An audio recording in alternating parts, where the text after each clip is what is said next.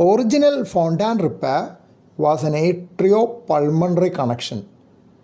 But now the term Fontan repair has almost become a generic term for single ventricular type of repair.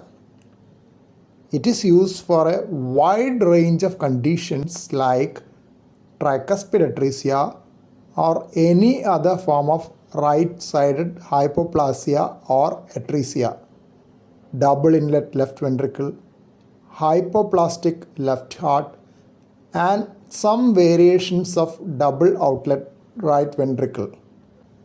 It is a staged procedure aimed at routing systemic venous return directly to the pulmonary artery, bypassing the ventricle. Initially, a systemic to pulmonary shunt is done to stabilize the pulmonary blood flow. This is in the form of a bidirectional Glenn procedure. Superior vena cava is connected to the right pulmonary artery by an end-to-side anastomosis to provide blood flow to both pulmonary arteries.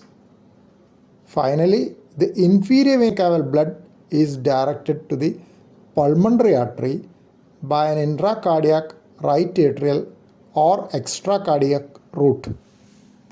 Arrhythmias are an important sequelae of post-Fontan state in the long run.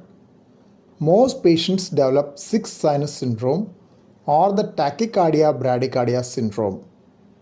Heart failure is another important complication in the post-Fontan state. Right atrium may become enlarged and a source for thrombus formation. This can be tackled by revision of the Fontan circuit to bypass the right atrium by an extracardiac circuit.